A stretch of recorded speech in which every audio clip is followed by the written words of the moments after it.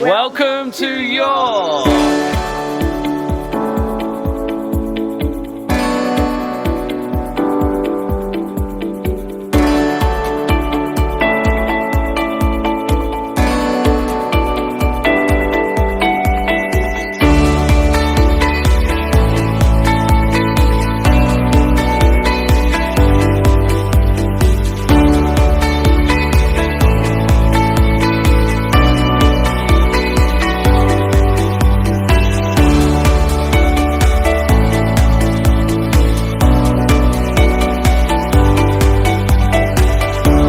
Genuinely surprised about how much I really enjoyed my visit here in York. I tried to record this video outside the cathedral, but unfortunately it was very windy. So when I was listening to the playback, it was just a little bit too loud and you couldn't really hear me. I couldn't really hear myself very clearly. So I decided to reshoot this in my hotel room. So it doesn't look that great, but the wind really did take away the sound quality. But yeah, so I really enjoyed my stay here in York. We was here for 2 nights, 1 full day. We pretty much arrived first day at around 2, so we pretty much had like a day and a half here, which was fantastic. And I was surprised about just how much things there are here to do and realized that actually a day and a half isn't enough. It certainly is enough time for you to experience the local culture here, but there is so much more to do that you could really spend 2 or 3 days here to try and get through everything. But then of course that would like rack up more money, and maybe that's not your intention. But just to experience a bit of the culture, then a day and a half is good. Doing it in less time than that, you're really kind of pushing it for how amazing this city is. It could still be done. So starting off with things to do here in York, there literally is countless things, and I can't even say all of them. I don't even know everything, but I did hear of other things that we could be done. So I'm going to mention a bunch of things that we did and a few other things that we found out that you could do. But I'm sure there are lots more things here in this city that you can do. So obviously the main one is the cathedral.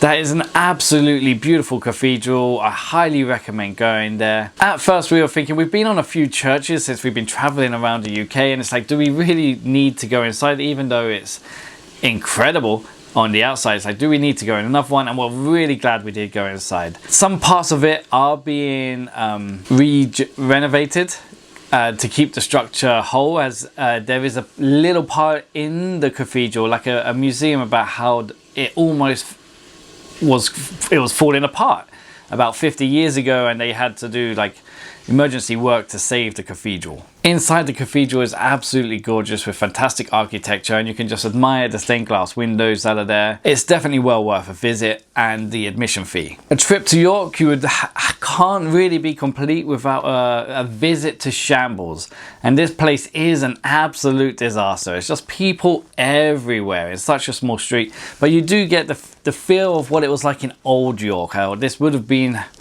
generally how the local villagers would have been bustling around in these small alleyways. So I highly recommend waking up very early in the morning to go there. The sunset doesn't quite set through Shambles, but it does set quite close to it, so you do get some pretty nice light coming in, even though most of it still is in shade. And you can get your Instagram photo opportunities or any video you want to make without anyone in the shots in the early hours of the morning. Highly recommend waking up early to see that, because the architecture there is very pretty, as the buildings are still in what you would assume a couple of 100 years ago. So we still have that same feel. And then revisit later on to visit the shops, as they are very interesting shops. There's a lot of very cool, unique shops there that you're just not going to really get anywhere else. There are a whole bunch of museums here you can also visit. There's an art gallery, Jorvik Viking Centre, and York Castle Museum, and I'm sure there's a few more as well as Castle Howard, Clifford's Tower. These all sound like fantastic places. When it came down to choosing which one we wanted to go to, you know, in relationships, you have to compromise. You have to decide. If 2 people want to go different places, then you come to a compromise. I wanted to go to Jorvik's Viking Centre. Felicity wanted to go to York Castle Museum, so we compromised and we went to York Castle's Museum, and it was an incredible museum there. We spent like 2 hours in there. You see a whole bunch of history throughout York. You learn a lot about the person who pretty much created the the museum, and how he was like this hoarder, basically. I don't want to go too much into it in case I give the wrong information out, even though we pretty much just come from there a few hours ago. But it was definitely well worth the trip. They asked you not to do any filming, so we didn't. But we did get some really nice photos, and actually not being able to film was quite nice, as we could just enjoy the museum. Look at all the sets they had as they went through the houses, through different generations. It's also connected to the old prison. So it's a really interesting museum that you can learn a lot about York's history again. And generally just walking through the city, there is so much to see. There are so many buildings that look like they were made hundreds of years ago, potentially even older than that. Walking along the city walls that would have been constructed, I think, around the Roman times. However, I could be wrong about that. But generally just walking around the city walls, seeing the 4 bars that are still standing is definitely well worth it. And seeing the architecture all over the city is a great thing to do. You don't have to go into the museums to get the feel of this, to get the feel of York, to get the experience of the local people from present and past. You can just walk around the city and see everything for free and still get the same cultural experience. So I highly recommend going around and walking along the walls and seeing the bars. And speaking of bars, there are so many like taverns, bars, pubs around. You literally can't walk very far until you come across another one. A lot of them are quite small, but you should definitely go and grab a drink in one. I'm going to talk a little bit more about the bars later when I talk about the cultural experience of York. And obviously York is very popular with the Harry Potter crowd. So there are also like Harry Potter tours. There's a Harry Potter shop, which is very popular indeed. So you can even do that if you're mostly here because of your love for Harry Potter as well. There are like Harry Potter walks as well, and there is also so much to learn about in other ways. If you don't want to visit any museums, or you do but you want to learn more about the city just walking around it, then there are so many tours you can do. As we were walking around, we saw that there were walking tours for like ghost walks, Harry Potter walks, and I'm pretty sure walking along the walls there was walks there as well.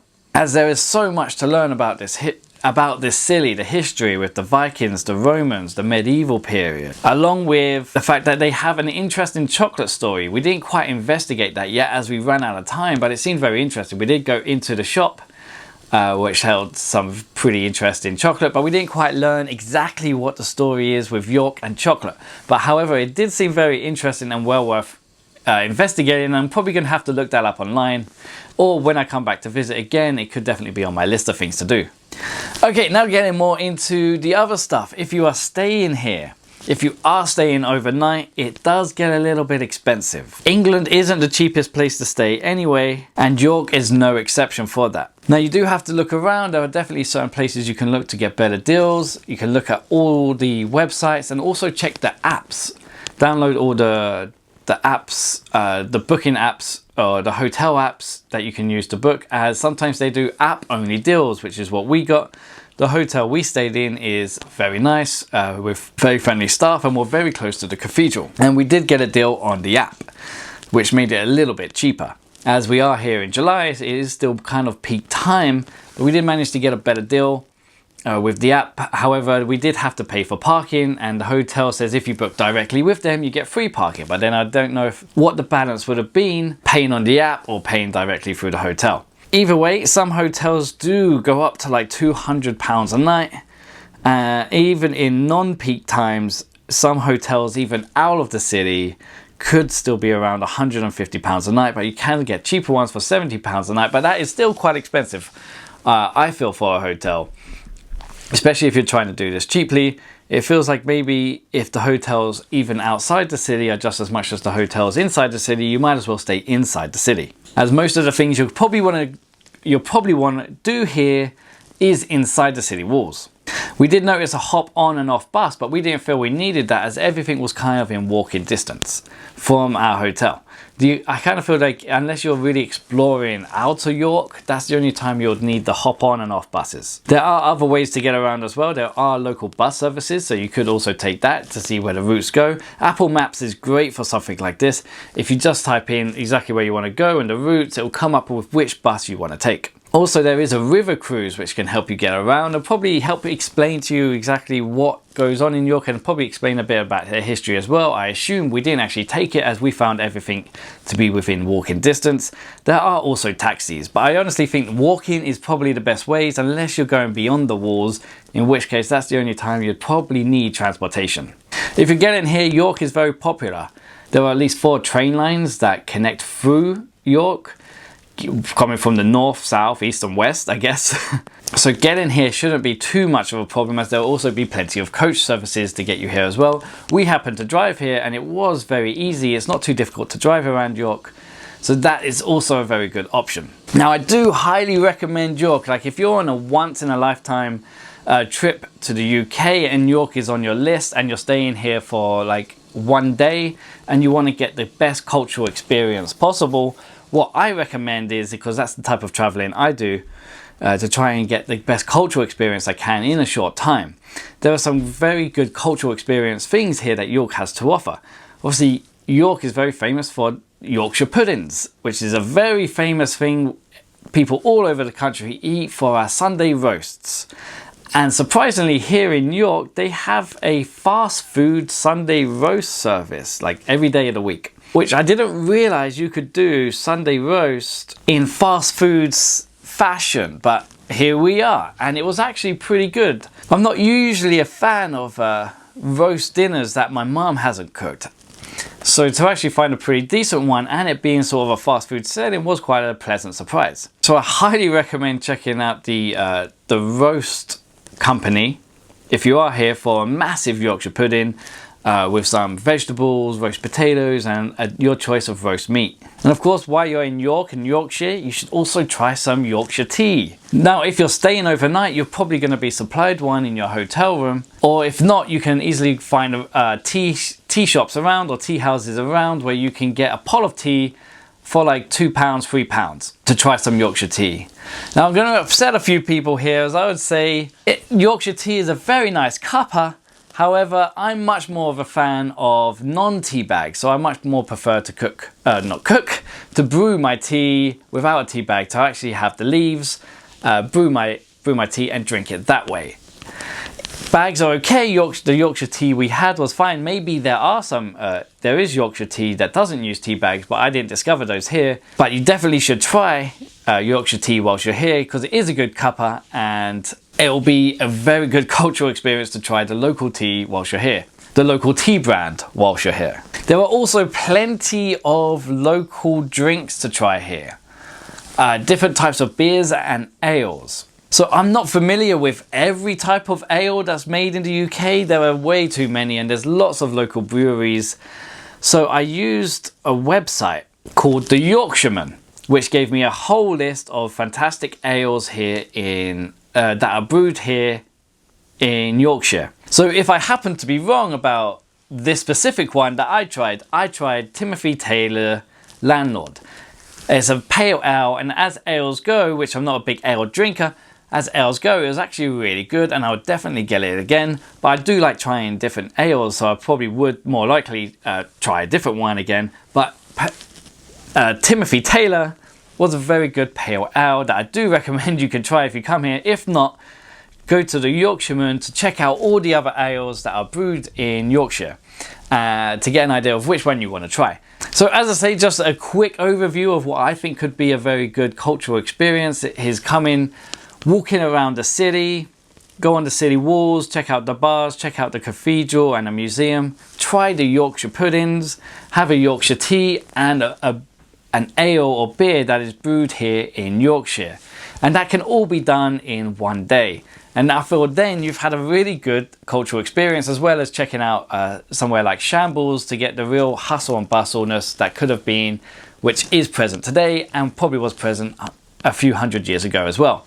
However, if you are more interested in other things like Harry Potter, then that is also fantastic as well. Or if you're just more interested in specific time periods like the Roman era or the Viking era, then you can just stay to looking up what you're most interested in. So I was pleasantly surprised, and I definitely do want to visit York again. It's a fantastic city with so many things to do. I've had a great time here. Felicity even said it was currently her favourite place in the UK, which I still disagree with, because how can anything beat London? But I'm a Londoner, I'm kind of biased in that way. But anyway, I definitely want to come to York, as this is a fantastic city, and I do highly recommend everyone check it out if they're ever here in the UK. Anyway, that's all I have to say on York. We are making our way to the Lake District next. If you want to see what we get up to there, please like and subscribe.